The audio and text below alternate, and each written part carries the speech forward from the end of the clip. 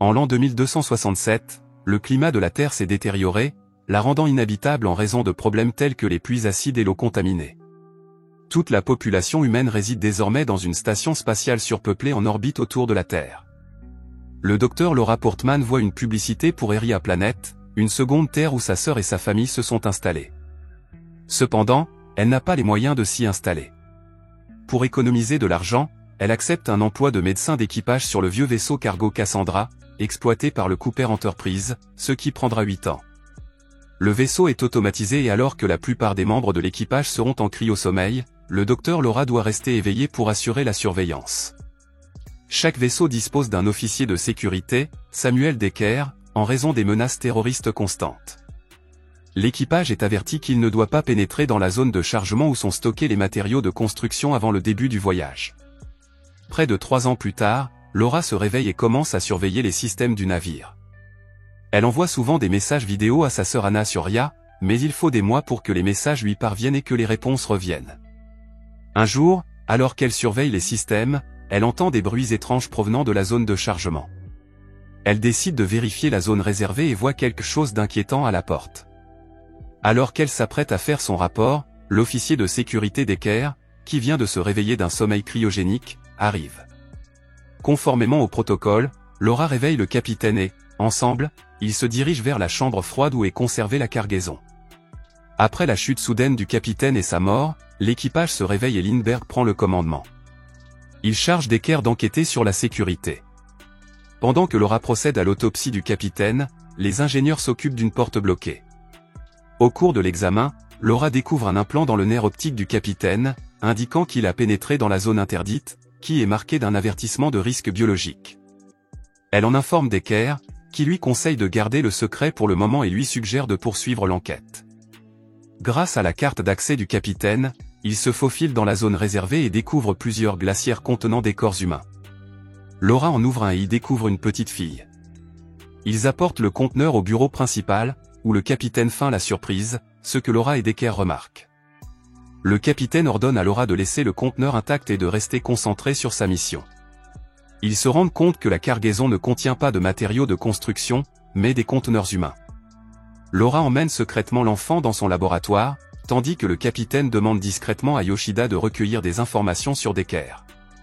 Dans son laboratoire, Laura scanne l'enfant et découvre une puce dans son cerveau, ce qui la laisse perplexe quant au silence de Decker sur certaines informations. Laura envoie un message à sa sœur pour lui faire part de son mécontentement quant à la vie sur le vaisseau et de son désir de rejoindre sa famille, mais elle est choquée de recevoir une réponse en seulement 20 minutes, sachant que cela prend habituellement des mois.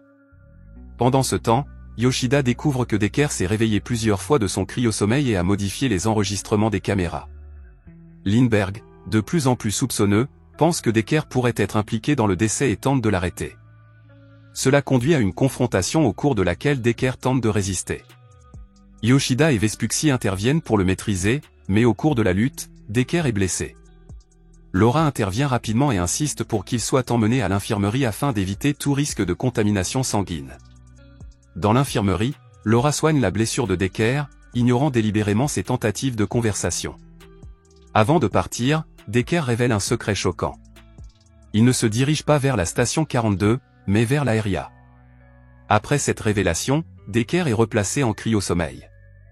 Plus tard, Laura demande en privé à Yoshida de vérifier la destination du vaisseau.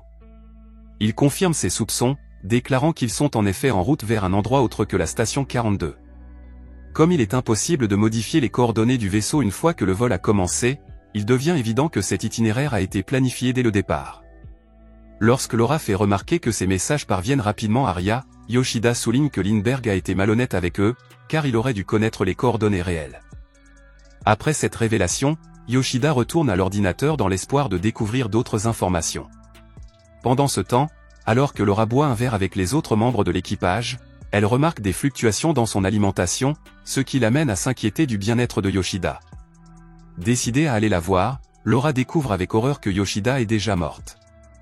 En réponse à cette découverte alarmante, l'équipage vérifie rapidement l'état de Decker et se rend compte qu'il s'est échappé de son cryopode. L'équipage armé se met à la recherche de Decker. Laura et Vespucci se rendent sur le pont inférieur et trouvent un conduit ouvert, indiquant que Decker a pu s'échapper. Vespucci passe de l'autre côté tandis que Laura grimpe, découvrant une chambre secrète remplie de déchets. Soudain, elle est attaquée par un homme qu'elle abat au cours de la lutte. Ils se rendent vite compte qu'il s'agit du terroriste Bruckner et, à proximité, Laura trouve ses affaires, notamment des photos de machines Striker et une tablette montrant la culture d'aliments et la purification de l'eau sur Terre. Cela suggère que la Terre est encore habitable et qu'elle pourrait être nettoyée plutôt qu'abandonnée. À ce moment-là, Vespucci la surprend en lui annonçant qu'ils ont trouvé Decker. Il retourne sur la passerelle et Lindbergh ordonne à l'équipage de confronter physiquement Decker pour le faire parler. Sous la pression, Decker révèle que RIA est une simulation et que les personnes dans les conteneurs sont utilisées comme unités neurales, expliquant que le gouvernement a menti pour éviter la panique sur les zones habitables de la Terre. Pendant que Vespucci et Prokof emmènent Decker, Lindbergh ordonne à Laura de s'occuper de la jeune fille et de la ramener dans la soute.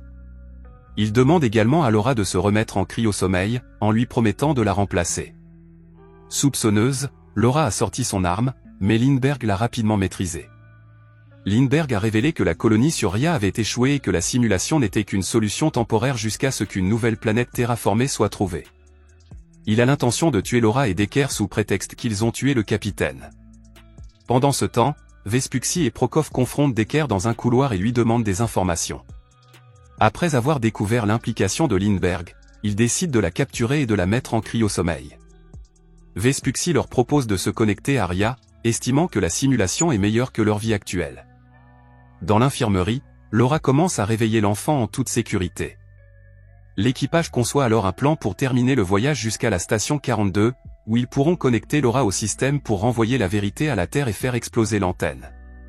Lorsqu'ils sont arrivés à la station 42, ils ont retardé la livraison de la cargaison de 30 minutes pour mettre leur plan à exécution. Laura a trouvé l'enfant éveillée et errante, elle s'est donc précipitée pour la mettre en sécurité. Pendant ce temps, Prokof et Vespucci complotent secrètement contre le plan, voulant entrer en contact avec RIA. Pour ce faire, ils ont besoin du badge de Lindbergh et Vespucci se brûle la main avec un liquide pour le récupérer dans le réservoir. Dans le même temps, Prokof modifie l'horaire de déchargement de la cargaison, le faisant passer de 30 à 10 minutes. Ils utilisent le badge de Lindbergh pour accéder aux unités, déconnectant 2 personnes afin qu'elles puissent prendre leur place dans la simulation. Alors que le système prépare le protocole de livraison, il réveille accidentellement Lindbergh. Pendant ce temps, Decker se trouve à l'extérieur du vaisseau et effectue une sortie dans l'espace pour fixer des explosifs sur l'antenne de la station. Une fois cette tâche accomplie, il part à la recherche du conteneur aérien et, heureusement, le trouve rapidement. Laura décide de l'accompagner, mais alors qu'elle le rejoint, sa combinaison tombe en panne et la fait dériver dans l'espace. Decker la récupère pour l'empêcher de s'envoler. Il lui explique alors que les unités ne peuvent être déconnectées sans mettre en danger la vie des personnes qui s'y trouvent. Comprenant l'urgence de la situation, Laura demande à être connectée à la simulation pour retrouver sa sœur et lui envoyer un message. À ce moment-là, le vaisseau entame la livraison automatique de la cargaison, ne laissant à Decker et Laura que quelques minutes avant le début du voyage de retour. Decker met Laura en contact avec RIA, qui se retrouve étonnamment dans une belle forêt. À proximité, elle découvre une maison où elle retrouve Ariani et ses enfants, et ressent une vague d'émotion face à la menace qui pèse sur leur bonheur. Troublée par ses sentiments, Laura court dans la forêt pour enregistrer un message pour la Terre, révélant la vérité sur RIA. Le message s'arrête au moment où Decker la réveille en lui annonçant une nouvelle alarmante. Alors que l'unité cellulaire du jetpack de Laura est cassée, Decker lui donne le sien, sachant qu'elle est la seule à pouvoir retourner au vaisseau. Bien que Laura hésite à le laisser derrière elle, Decker insiste sur le fait qu'il doit protéger l'enfant, qui est leur seule preuve. Soudain, les propulseurs du vaisseau s'activent et les éloignent de la station. Decker utilise la force pour lâcher Laura, se laissant dériver dans l'espace. Le cœur brisé mais déterminé, Laura active son jetpack et retourne au vaisseau quelques instants avant que l'antenne de la station n'explose. Alors que le vaisseau passe en mode pilote automatique pour le voyage de retour, Laura se met à la recherche de l'enfant et tombe inopinément sur Lindbergh. Une confrontation s'ensuit entre les deux, qui dégénère en combat physique.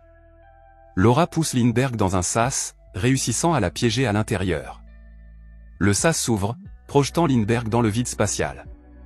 Après cette rencontre intense, Laura retrouve l'enfant en train de déguster tranquillement un repas. Ensemble, elles commencent à établir une nouvelle routine pour le reste du voyage de retour. Pendant ce temps, le message de Laura sur la vérité de leur situation est diffusé, atteignant plusieurs stations autour de la Terre et informant les gens de ce qui se passe réellement.